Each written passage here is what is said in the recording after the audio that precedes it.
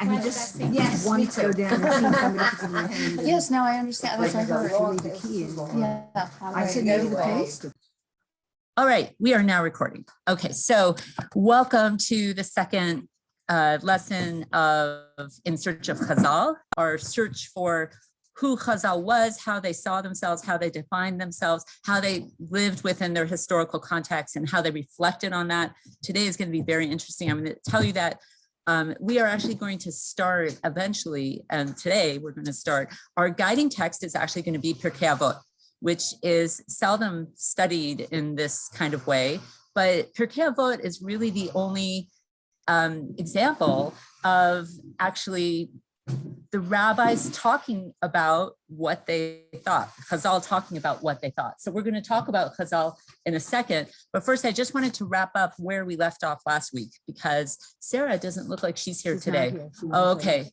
Okay, great. Well, that's a good excuse. Last week, we looked at the notion of transmission, the idea that we have the oral law and what is the connection between the oral law and the written law, and specifically, how did Chazal see that connection? And we had that really good passage from Menachot Kaftet that talked about it, that basically was scholars look at it as two different juxtaposed midrashim because they really didn't seem to relate to each other very much. The idea that Moshe Rabbeinu is in Rabbi Akiva's class and finds comfort in the fact that Rabbi Akiva continues to pass on the ideas, the hidden ideas, or the things that Moshe didn't even recognize himself, and it's all Torah LeMoshe Misinai. And then there's the second half where Moshe gets a sense of how Rabbi Akiva's life ended and says that's his Torah and that's his reward. And God says, shtuk. God says, be quiet. You have nothing to say about this. And I brought and I actually put it on the WhatsApp also last week, if you have a chance to read it, a really interesting analysis by Rav Yonatan Feintuch on the Gush website about how this really represents two perspectives on our partnership with God. From the creative perspective, we are full partners to learn halakha, to develop laws, to address what's going on in a contextual way, to address what's going on in a historical way. That's in our hands. We're learning today, we are God's partners. But there is limit to the partnership. And at some point, God says, shtuk. When it comes to divine will, when it comes to running the world, that's when God says, that's how Chazal looks at it. That's when Chazal says, that's the limit of our partnership. And the reason I was looking for Sarah is because at the end of class last week, she mentioned imitatio Dei, which is the Latin for imitating God, which was a very popular concept in the Renaissance, when artists and the intelligentsia and scholars and philosophers really looked at their partnership, like really looked at the divine ability of humans, how humans were divine, and it really came through in sort of this creative way. But in Judaism, we really test out the limits of imitatio Dei. Yes, we have divine spark. Yes, we're B'Tselem Elokim, but where is that limit? And Chazal is certainly very, very conscious of it, and we're going to see that come up more. We also looked at the Meshech Chachma, a turn of the century, 19th, 20th century Litvish thinker, who really saw the idea of Torah Shebaal Peh as actually a reflection of Bechira Chofshit, of human free will. If Moshe Rabbeinu had known everything that was going to happen in the future, and God just gives him tiny glimpses, right? But if he had known everything that was going to happen in the future, then it would leave, first of all, halakha would be set, it would be static, and people in the future would no longer have any kind of bechira chofshi because the end result would have already been revealed. But the fact that Torah Shebaal Peh is kind of the way the Meshech Chachma talks about it, as though it's breadcrumbs. It's little hints that are hidden all over the Torah, and it's our job to find those breadcrumbs, to search for those breadcrumbs. And when we find those breadcrumbs, then we're asserting our free will and our ability to create. So moving from that, as I said at the beginning of class, we're going to start really using Pirkei Avot to guide us in our discussions of Chazal and our discussions of this how Chazal saw their creative role in the world, and also trying to piece together some of the history. So if I'm going to share my screen here for the first source, and I actually brought a mouse ahead so everybody can see that. Okay, great. So if anybody has any questions on from the Zoom people, feel free to unmute yourself and ask, or if you want to throw it on the chat, Danielle will see it and let me know. So let's first talk about what Pirkei Avot is. So we've all heard of Pirkei Avot, the first Mishnah in Pirkei Avot. I don't know about you, I was like forced to memorize it many, many times. And what happens when you memorize something is that you know the words, but you have no idea you never think about it. So today's gonna be really fun because we're gonna actually think about it. So like I said, we're going to use Pirkei Avot as our guide, but I also want to go on Maslulim to the side. I want to diverge from Pirkei Avot when we can to look at a larger concept and then bring it back to Pirkei Avot. So that will be our guide for the rest of the year. Let's just talk about what Pirkei Avot is. I mean, a lot of you probably know there's one of the really fascinating things about Pirkei Avot. First of all, we don't know how to translate it, right? Like we translate. Yeah, exactly. Ethics of the Fathers. That's what it was. Perek is a section. Perek is a chapter. Yes, exactly. Chapters of the Fathers. But I read an interesting article that talked about how when we think of Avot, and you will be familiar with this, Hinda, from learning all this Gemara, when we think of Avot actually, when the rabbis talk about Avot, they don't necessarily mean the Avot. They don't mean Abraham, Yitzchak, and Yaakov. Halachically, what are Avot? They can be, but they have a halachic designation. What is the halachic designation of Avot? Think of Shabbat, right?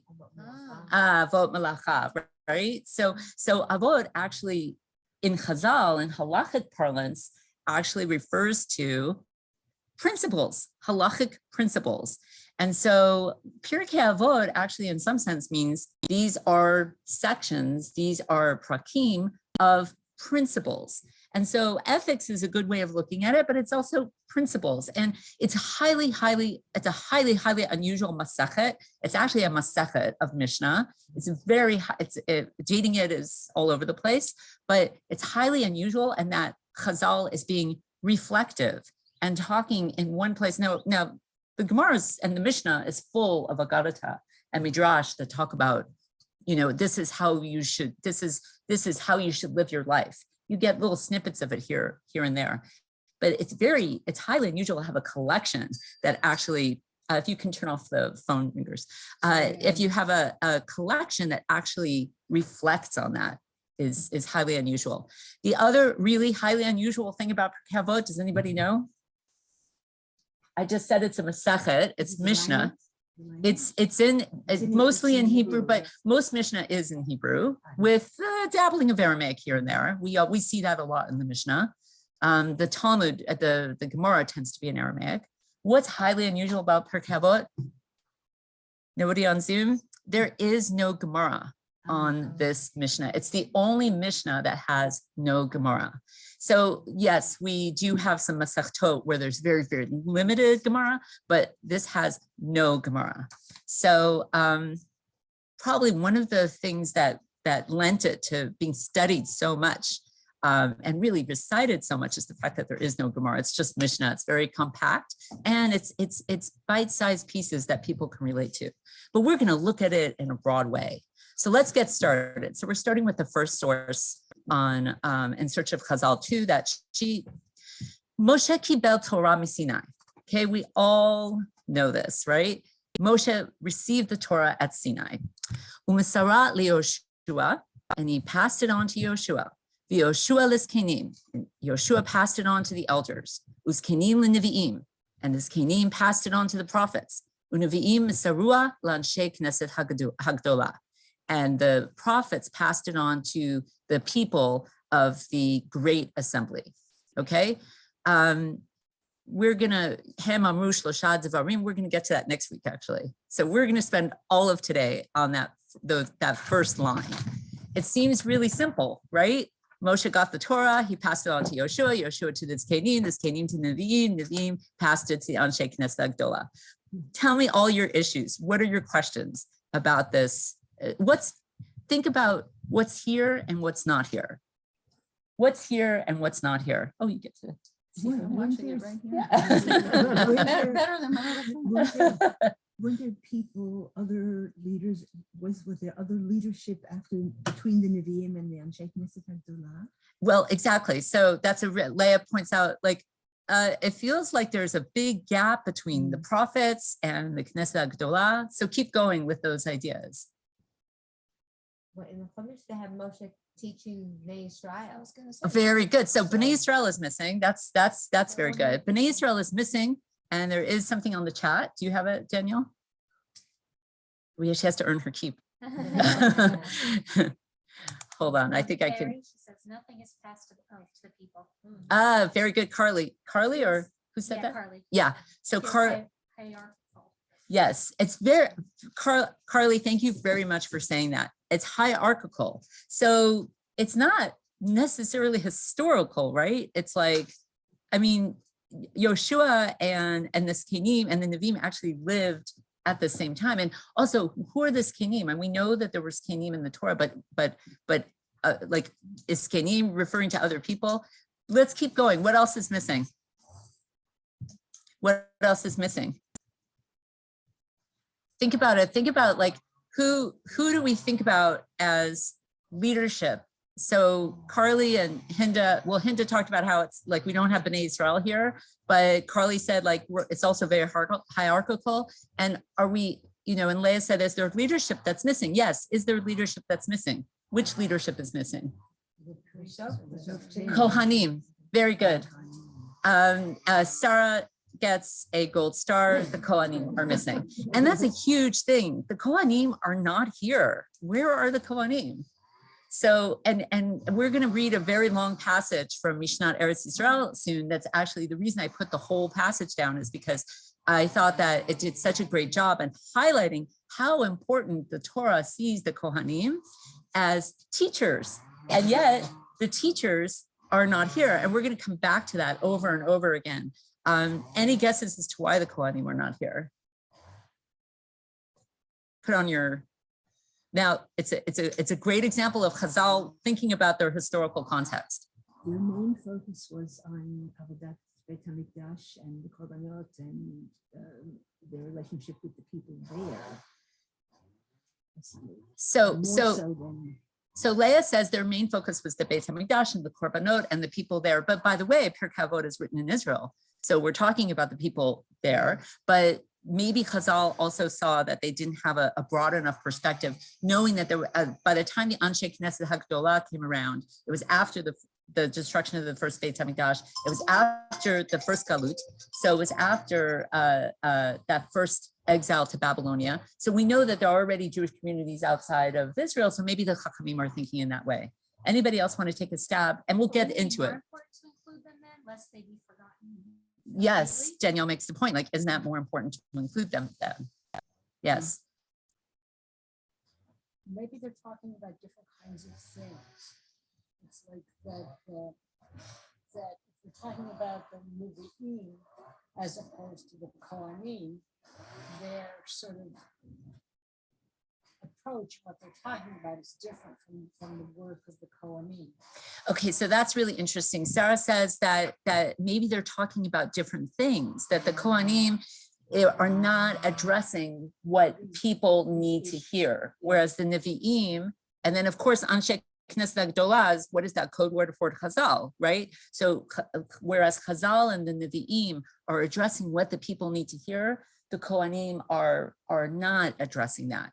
Now, we're going to get more into this, but there is a historical context. It is at this time that we see a major split between what we call the Pharisees and the Sadducees, the Prushim and the Tzedukim. And so the Tzedukim, of course, represent the Kohanic families and the Kohanic leadership, and the Prushim represent Chazal. The Prushim represent the Anshe Knesset HaGedola and then Chazal. And that is one of the things we're going to be exploring as we look at Pirkei Avot, is how that comes into play in terms of the way Chazal talks about the Kohanim, especially in the Gemara, and especially in the Mishnah. So early on, we see that. We're going to address that a little bit in our first source from Mishnat Eretz Yisrael as well. I first want to say there are other people missing from here. Kohanim is the most obvious one, and we got that one. But where are the kings, right? Don't we have like a few books in the Torah that just talk about the kings? And we know a lot of the kings were lousy, but we had David and we had Shlomo and we had Chizkiyahu and we had Yoshiyahu. Yoshiyahu found the Torah. Like, where was the Torah until he found it? But, where are they? They're not like, we know that the mitzvah of Hakel, the mitzvah of reading the Torah out loud, came from Melech Yoshiyahu. The idea of speaking about the Torah came from the kings. So they're also missing. I don't have an answer for why they're missing. I just think that Chazal didn't see them as really helping in this chain of passing on the tradition. Because again, their main focus was other. Yes. Too much other. That's right. That's right. So their main focus was other, and that could be why they're not here. But there's also a few people who are missing here. What? The Shoftim. The Shoftim, exactly. Well, very good. That's a really good. Hinda says the Shoftim are missing. And so we're going to get to that also. Like the Shoftim is also a major play, and we're going to see that in Mishnat Eretz Yisrael. So remind me when we get to that part. Avraham, Yitzchak, Yaakov. We're starting from Moshe. What happened to everybody before? I mean, didn't we become Jews through Avraham? Like we know that the Torah is like a big deal, and there's another chat, I think. Wasn't there already corruption with the Kohanim at the time of Chazal? Absolutely, Carly wrote that. And who is writing this Mishnah, Carly? Chazal.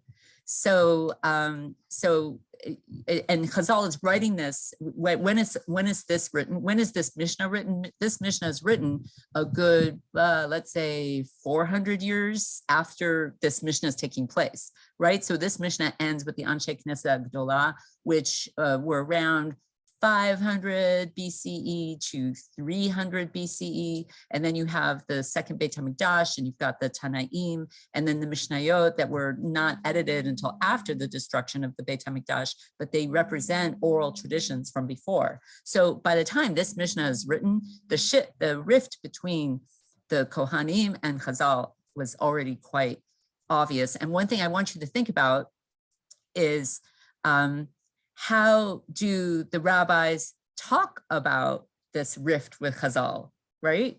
So how does Chazal talk about this rift with the Kohanim? Do they say here anywhere, we're mad at the Kohanim because they're corrupt? Do they say there's some sort of historical rift that took place? No, they just don't. It's kind of like a secret polemic that's going on, right? Like they're just obviously missing. Now, I don't think that that's why the Malachim, the kings, are missing, and I don't think that's why Shoftim are missing. That I think those are more indicators of how Chazal saw transmission. And I don't think that the Chazal had any issue with the Avot, Avram, Yitzchak, and Yaakov. I think that what Chazal is doing here, though, is saying there's the handing down of Torah, and then there's the handing down of Judaism. And those are two separate things. So when we're talking about the handing down of Torah, who are the inheritors? Who are the people that can actually talk about it? And who are the people who actually have the keys to the castle? Who are the people who can interpret it? Chazal, right? So Chazal is putting themselves right into this context now, and saying, hey, guess what, guys? We're the direct, how like people like to say, we're directly descendant to Rashi, we're direct students of Moshe Rabbeinu. So that Mishnah that Sugya that we read last week, where Moshe Rabbeinu is in Rabbi Akiva's classroom, you can totally see that making sense from this point of view, right? Moshe direct to Chazal. So today I want to explore two things. I want to explore where are the Kohanim and why the Kohanim are missing. And that's going to be a subject of lots of our classes, and that rift between the Prushim and the Tzedukim. And the other thing I want to explore today is where are the Avot? And how do we see, how do we see, and how do the Chazal see that transition between what the Avot, what we inherited from the Avot, and what we inherited from Moshe, from Sinai. Okay, so we're going to start with Mishnat Eretz Yisrael. This is a really long source, but I thought that it was worth going through together. This is going to be, that was from last week. So, okay. So Mishnat Eretz Yisrael, I don't know if any of you have heard of this. This is an amazing, amazing collection, volume, multi-volume work that was written by the Safrai family. And why do I say the Safrai family? Because Shmuel Safrai, who died in the early 2000s, was a professor of Jewish thought at Hebrew University. He won the Jerusalem Prize, he won the Israel Prize. He was really prominent in his field. And I think that he also associated with the Dati Leumi movement. He and his son Zev, who is currently a professor at Bar Ilan University, and Zev's sister, Chaya, who's also a professor, I think also at Bar Ilan, wrote this collection together. The impetus was Shmuel, and he was, that's what he won the Israel Prize for, but the kids continued to edit it and add to it. And I think that the most recent volume just came out in 2011, 2012. And if you study Rabbanit Michelle Farber for Daf Yomi, she refers to Safrai and Mishnat Eretz Yisrael all the time. If you're familiar with Da'at Mikra, Da'at Mikra is kind of a modern linguistic commentary on all of Tanakh, really. This is people compare Mishnat Eretz Yisrael as the takeoff to Da'at Mikra, where Da'at Mikra left off at the end of Tuvim. Mishnat Eretz Yisrael takes over with the Mishnah. And I thought it was worth reading because they do such a good job of quoting all of the relevant psukim. So let's thinking about where are the Kohanim.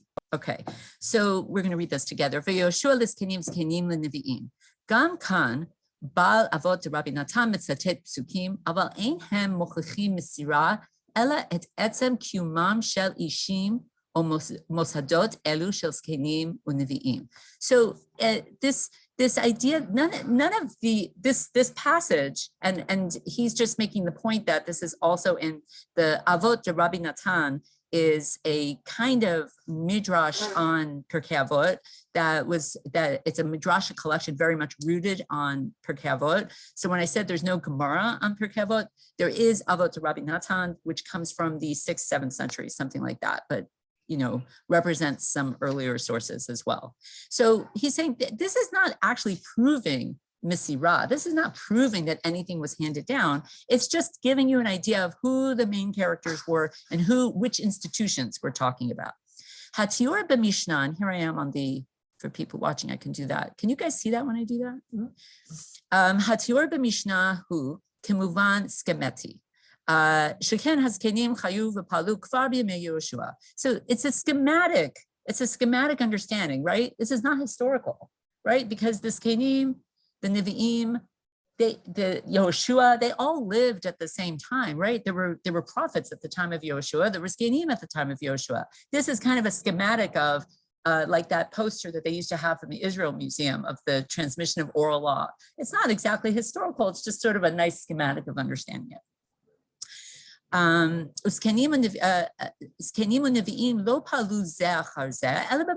worked in parallel with each other.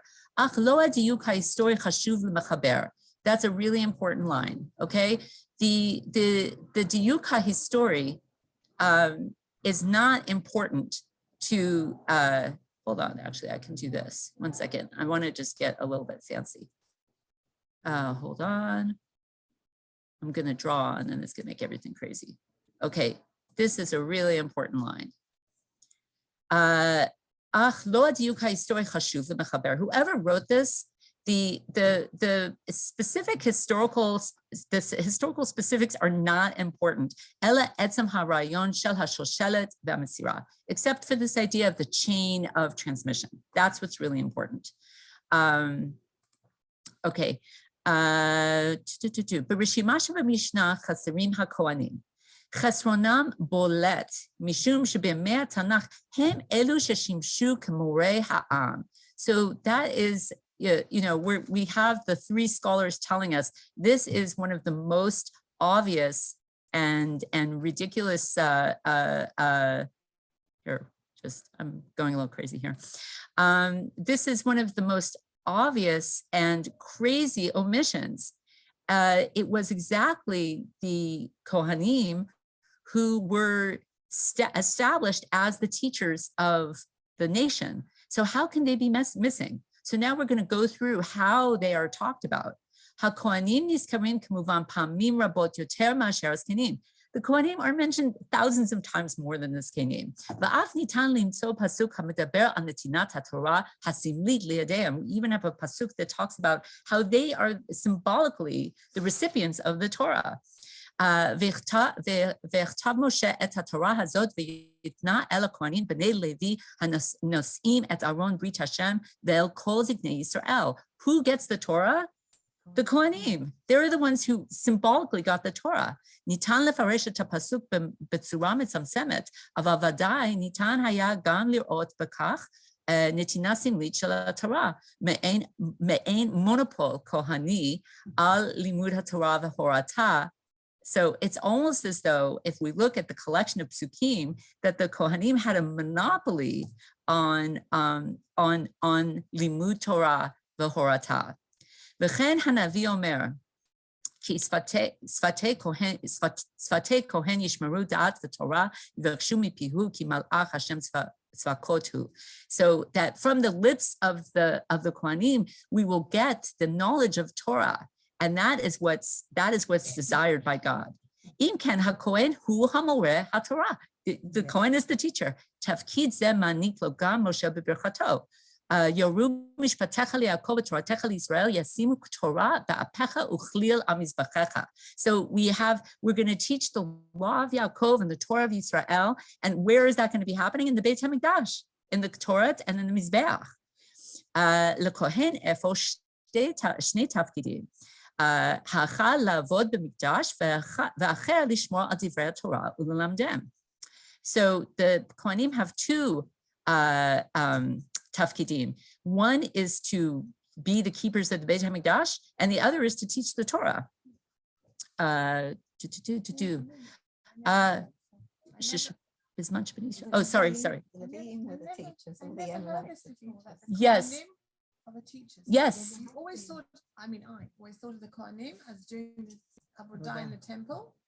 I've never Exactly. heard that they were the teachers. Exactly. And that's why I thought it was so important to bring this Mishnah, to bring this Mishnah Yisrael. They are Levim. But that's and the Levim that weren't in that. Exactly. Exactly. But with the Arei Miklat, you would say that why the Kohen has to die because he didn't do his Job properly. Hinda brings up a beautiful point. The idea in the Ir Miklat was the place, the city of refuge. That if a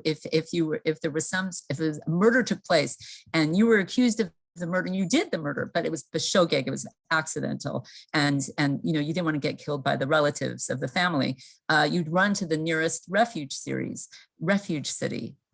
Okay, so what was the refuge? And you stayed at that refuge city until that Kohen Gadol of your time died. And Hinda brings up that in the Gemara, it talks about why till the Kohen Gadol dies, because somehow if there was no conclusion, if there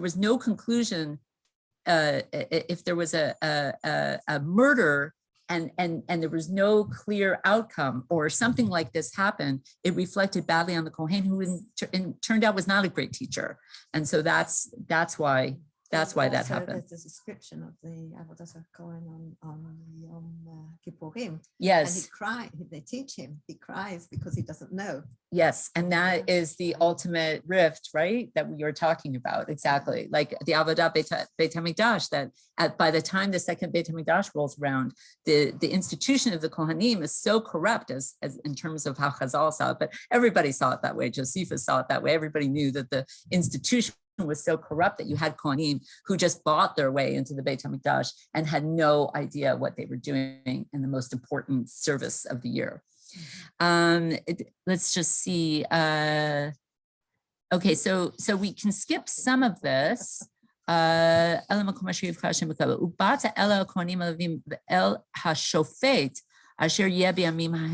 so we just have another pasuk that talks about how when there were issues, it would come to the Levi and the Shofet that was there in your time.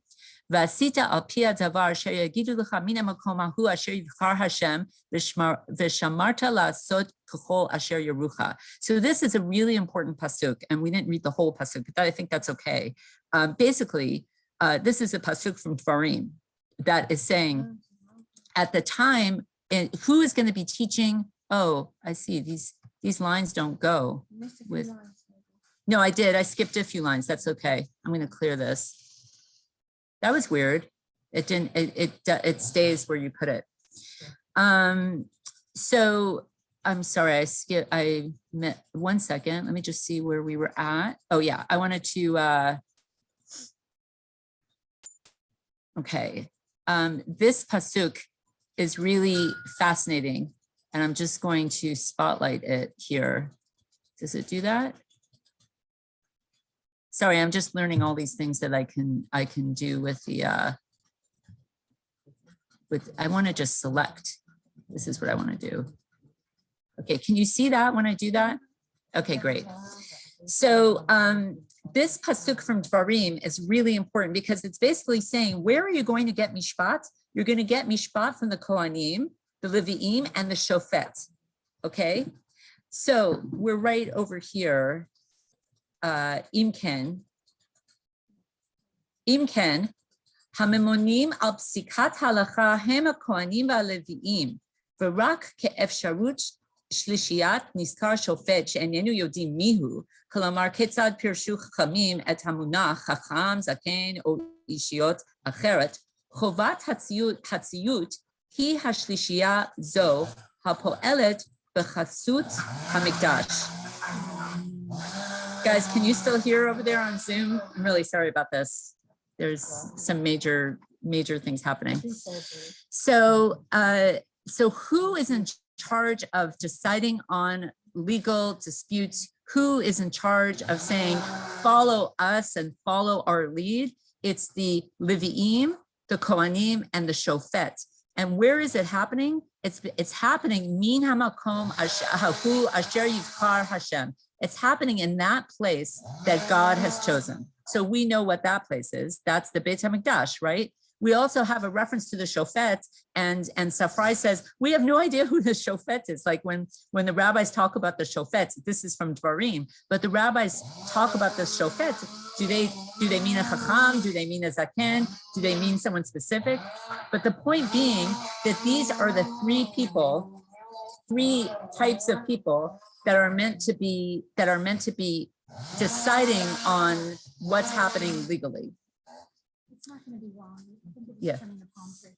Pasuk ze meratek b'miuchad. This pasuk is absolutely fascinating. Mishum b'safrut Chazal hu shimesh kebasis legitimatzia shel Sanhedrin b'mikdash ule'tatam shel chachamim hem elu shel chova letzayet. So this pasuk that's talking about the Shofet, and we don't know who the Shofet is, the Kohen and the Levi making decisions about halakha, presumably about mishpat in the Beit HaMikdash, is the basis for the Chachamim legitimizing the Sanhedrin that will later be in the second Beit HaMikdash. The Sanhedrin will sit, or at least for a while, in the second Beit HaMikdash. And this is the pasuk that Chazal uses to say that this is why we need to be in the Beit HaMikdash. And you want to say, who is Chazal? They're neither Kohanim, they're neither Levim, and we don't know if they're Shoftim. We don't know what a Shofet is. So it's just an interesting point that he makes here.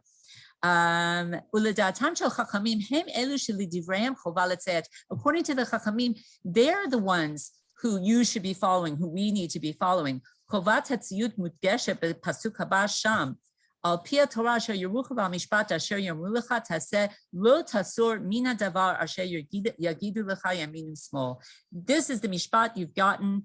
Do not move right or left from this mishpat. And this is a basic pasuk that is talked about all over the Gemara, because it presumably is saying there is just a Torah shebechtav, and any kind of commentary or any kind of new understanding is forbidden.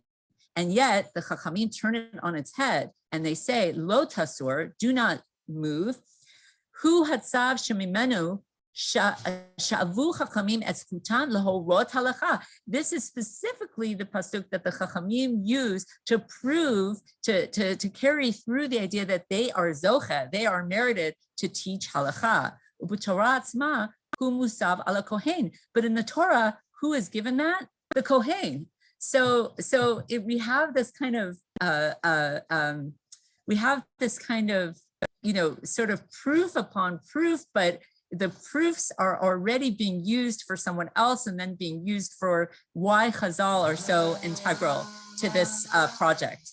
So I want to skip a little bit more down. Hold on. Okay, so let's go over here. Can you see that I'm highlighting that? Can you say where it is? Yes. Yeah, hold on. I'm gonna say where it is. It's You can see the highlight. I can or I can't? You can. Okay, great. And those of us who use So we are about using papers. we're about 14 lines, let's say, from the bottom. After Kohen Gadol, there's a period and it says Imratu Chachamim lishmor et kocham et yorkotam yochalim hayu liton shebavar hayitim lekohanim zchut hanhaga vehem mesorah lahem lechachamim. If the Chachamim wanted to say that they are the ones who are in charge of halacha and in charge of understanding how we understand halacha, they could have said that they are the Kohanim, right? They could have said, hey, guess what, guys? We're the Kohanim. And it would have been correct also from a historical point of view. Nimsenu lemadim she'em b'mishnati or his story. I'm sorry, there was one part that I missed. As it turns out, is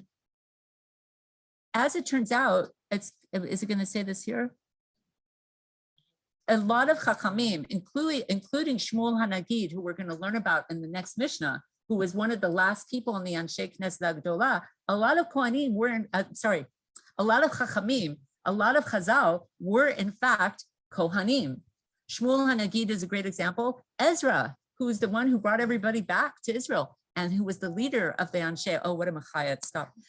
Who was the leader of the Anshe Knesset Agdola, he was a Kohen. So wouldn't it have been easy for the Chazal to say, hey, by the way, the Kohanim are going to be the ones who are in charge of halacha? Guess what? We're the Kohanim, because so many of them actually were Kohanim.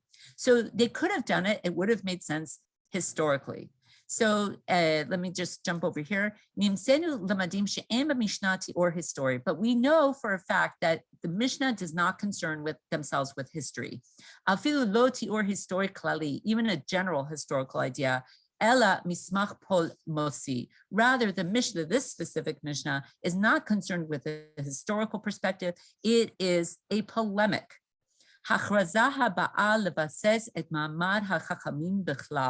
This is a way of announcing the basis for the standing of the Chachamim. And even specific Chachamim. And to, in many ways, push away the memory of the Kohanim and their original historical purpose. And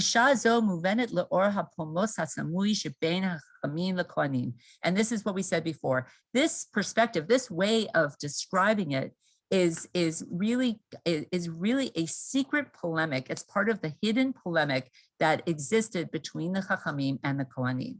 בפועל, אכן דחקו חכמים את רגליה של שכבת הכהנים. In למעשה, like in practically speaking, the chachamim are kind of pushing away the shikvat hakohanim, the whole layer of kohan, the layer of the standing of kohanim. Hatalik hachal b'sof yemei bayit sheni. It's this process began at the end of Bayit Sheni when this Mishnah is presumably written down. V'istayem b'hatzlacha kim'at shlema b'yemei haTanaim. By the time you get to the Tanaim, like Rabbi Yochanan ben Zakkai and like Rabbi Akiva, like Rabban Gamliel, this process is almost complete. The process of redefining the Kohanim as redefining Chazal is almost complete. But Safrut Chazal Nishmaim, Hadim Rabim Limud said, we see a lot of echoes of this within the literature of Chazal. Im ki havikuach yitnehel beramot midrashiot ve'lo betzurat machloket gluya. It is never presented as a machloket. It's always presented within midrashim, within trying to understand, trying to promote the idea of creative halachic process within Chazal. I'm just going to finish the last line and then let's talk about it. Actually, that's it. We're done. We don't need to read that last line. It makes sense that it happened at the end of the Second Temple period because, as I said before, I'd never known that the Kohanim were the teachers. They were like doing the service at the temple. So when there was no longer a temple, then they could be kind of pushed aside a bit because they were not doing the service in the temple. Exactly. And then, so what Ruti is saying, what Ruti is saying is that this idea that the Kohanim were thought of as teachers, it's so not a part, that was your original part. It's the point. It's so not a part of the way we think of Masorah, of the way we think of the halachic process and transmission. Mainly because if we go back to that first Mishnah in Pirkei Avot, like I said, many of us learned this by heart. This is one of the first things you learn when you learn about Judaism, is that this is the way halakha was transmitted, and there is no mention of the Kohanim. So why would we think about the Kohanim? Or the tradition we received, right? It went to Anshe Knesset HaGdolah, and then it went to the Shulchan of Matan and Zichron Yaakov, right? We're direct descendants of that transmission. And don't even laugh, because we're going to get to Rambam next week, that where Rambam, and I'll reveal the thing right now. Rambam puts himself into the transmission, right? Like we're all part of the transmission. Rambam takes this mission, and he's part of the transmission too. So, but we're all part of it, but the Kohanim are not. And so it makes sense. Ruti is saying it makes sense that it would happen in the second Beit HaMikdash, because by the time we get to the end of the second Beit HaMikdash, everybody knows it's doomed. Everybody knows that we have to transition away from this priestly ruling, I'm missing my words, hierarchy, priestly framework. Thank you. Priestly framework, hierarchy, and control over how we interpret what we do every day, right? They can't be the teachers because the Beit HaMikdash is gone. Now, maybe if we can look at it in a different way, I mean, we do know that there are plenty of psukim in Yeshayahu. I think that the great aspect of this Mishnat Eretz Yisrael passage is that we get in one passage so many of the psukim from the Torah where it's very clear that the original intent of the Torah, the original intent of God, was that the Kohanim would be the teachers. And yet we already know from the time of the towards the end of, after the civil war between the north and south, between northern Israel and southern Israel, between Judah and Benjamin and all the other tribes, there were already fake, altars popping up all over in our area of the world, around here in Zichron, popping up all over the place, and they were fake Kohanim, right? Because you can't have altars, you can't have a mizbeach without a Kohen. There were conflicting families. There were families that claimed that they were the Kohen Gadol inheritors. There were families that said, no, we're the Kohen Gadol inheritors. We already know that there was conflict. We know from Yeshayahu and Yirmiyahu that there was corruption already creeping up into, the famous line of Yeshayahu that says, God doesn't want your korbanot. They're empty, right? Because where is your kavanah? Where is your emunah? The korban that means nothing, while the widow and the orphan and the stranger are still oppressed. And those are the things I want you to be keeping. And you bring these korbanot while that is still happening. That's not desirable. So we already know that there was a big critique of the kahuna already at the end of the first Beit HaMikdash. Then everybody was living without a Beit HaMikdash, right? For 70 years, there was no Beit HaMikdash. Ezra Bakoshi, with difficulty, tried to get people to come back and build the Beit HaMikdash, but there wasn't the tremendous support that he imagined. So there was already a sense that the Beit HaMikdash was not going to be as central, that the Beit HaMikdash could not continue to be as central. And Chazal really see themselves, even though, like Safrai points out, although many of them were Kohanim themselves. Rabbi Tarfon is a really good example of a later Tana who was a Kohen, and he served in the temple, and he was also part of the Sanhedrin. So even these people who were great sages that we met and we meet all the time in the Gemara, and they were Kohanim, they also adopted this distinction. So we have a few more minutes. So I want to, any questions, any more comments about the Kohanim and this kind of revelation of how they're kind of missing in action from the Mesirah, from the transmission. Okay, so I want to shift course a little bit, and it looks like we're going to be doing this a little bit next week too, because I think it's important. The other thing that I think is really interesting in terms of what's missing from that first Mishnah is the Avot. In fact, I mean, we're talking about Pirkei Avot. We said, oh, Avot could mean principles. Maybe it doesn't refer to the Avot, but still, Avraham is such a major player in how we think about being Jews. And we just finished reading Lech Lecha and Vayera. I think I missed a week. Did we just do Lech Lecha? We just did Lech Lecha. I haven't missed Vayera yet.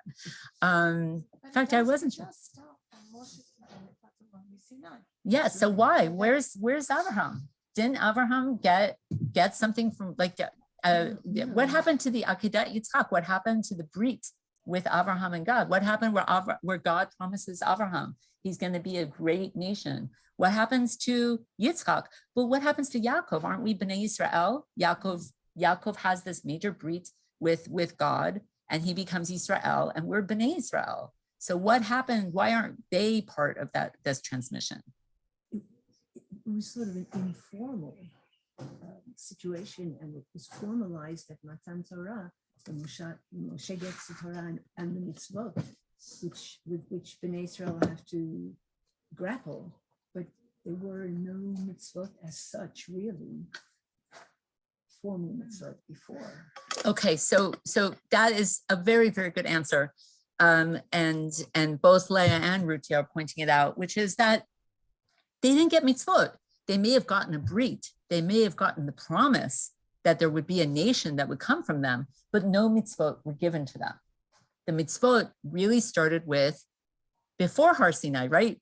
As soon as the Jews leave Egypt, they get the mitzvah of Rosh Chodesh, right? And from there they get the mitzvah of Shabbat. Like there's already mitzvot. Right, that's so very good example. Ruti says, well, wait a second, our mitzvah of Brit Milah comes from Avraham. So that's a really, really good point. We're going to get back to it. Also told that Ishmael would also be a big nation. Yes, and it was true. When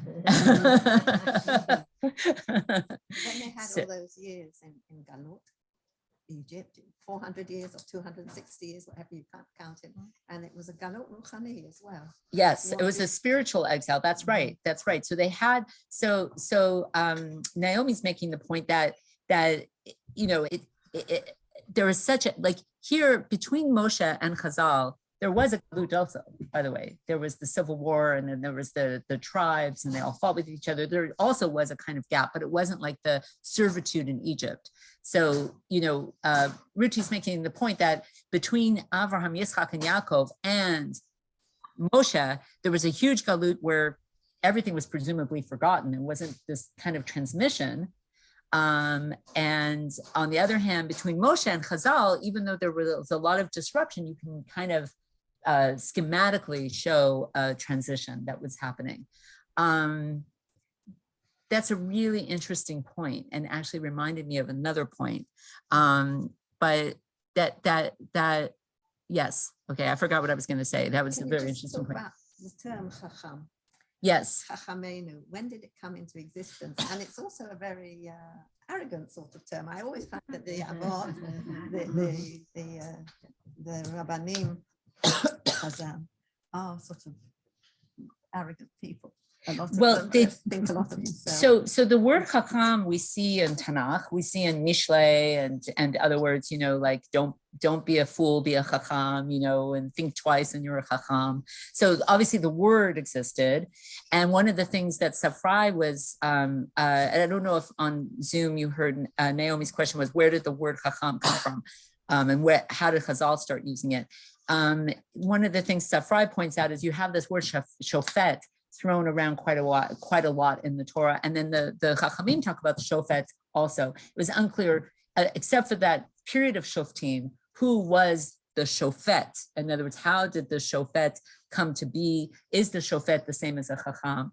In the Gemara, the Mishnah, we definitely have the word chacham used for someone who's a scholar, who understands, who's learned in Torah. But we have another term in Gemara called chaver. And chaver as opposed to whom? Anybody know? There's the chaverim as opposed to the Am Haaretz, the Amei Haaretz. And so the chaverim, it's interesting. We'll just talk about this for a second. Amei Haaretz, when we say Am Haaretz, what do we mean? Yeah, right. We the Amcha, right? We think ignoramus, but the truth is that in the Gemara, the Amei Haaretz, it's not that they don't know, right? I don't know, I don't care. It's not that they don't know, it's that they don't care or they're not trustworthy. So when does Am Haaretz come up most in the Gemara? With issues related to Tuma and Tara, purity and impurity. And Hinda just said, not specifically in terms of Shemitah, in terms of Maser. Exactly. It comes up all the time. So the reason Hinda and I know this is because we're learning Daf Yomi, and it's almost every day that you have some reference to the Am Haaretz and whether you can buy their fruits and vegetables. And their fruits and vegetables are called demai. They're called demai because it's uncertain as to whether someone has taken Maser and Truma. And so the Chachamim say, well, you can trust that they've taken Truma, they haven't taken Maser. And so there's the Am Haaretz is like the example of what Danielle said, the Amcha, it's not that they don't know, it's just that you have to assume that they didn't do it. You have to assume that they didn't care. And so that it's even worse in a way, right? Like it'd be one thing if you didn't know, it'd be like, okay, fine, you just never learned it. But it's worse, it's like they know, but they don't care. And the chaver is the opposite. The chaver is the people that you trust. And the chaver is like this elite group of people who are very makpid, who are very careful. And this is the time after the Beit HaMikdash. They're super, super careful about Tuma, Tara, Maser, Truma. And right, this is after the Beit HaMikdash, so it's less relevant, but they're super, super makpid. So the example in the Gemara is that you can readily borrow the kelim, you can readily borrow the utensils of a chaver, but not of an Am Haaretz, because you assume that the utensil is tahor, and you can't assume that with an Am Haaretz. Maybe to a certain extent, but the point being that they it wasn't prevalent, like Shabbat didn't come into play, cooking didn't come into play. I think what someone has their computer unmuted on Zoom. It didn't come into play except for these very specific things. Today, the term chaver is still used and given to people for, I'm not sure exactly for. Well, we have chaver Knesset.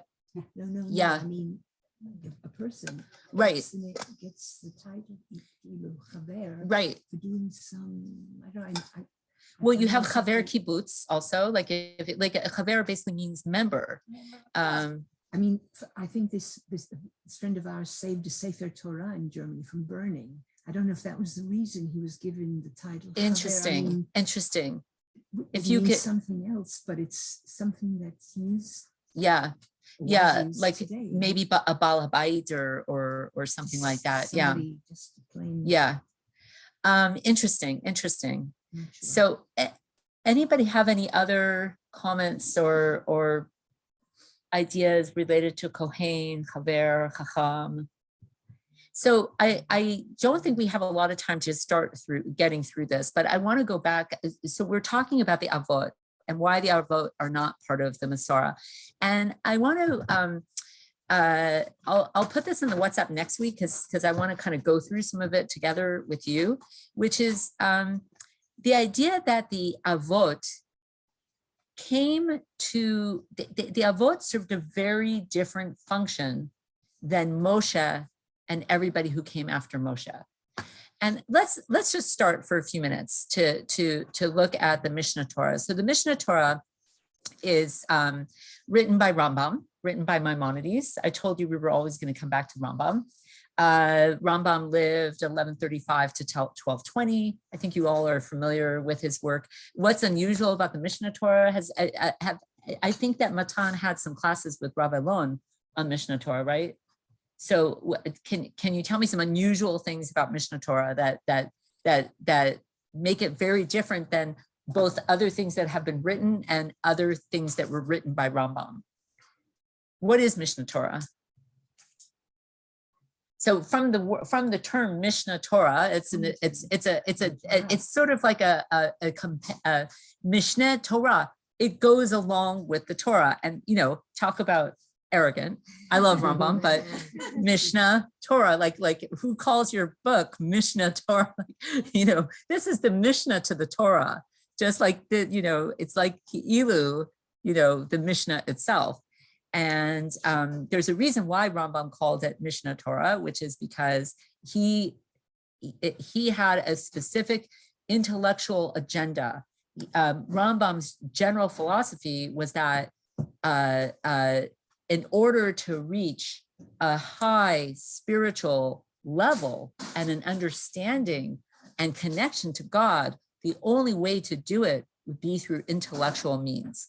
So for Rambam, what are the intellectual means?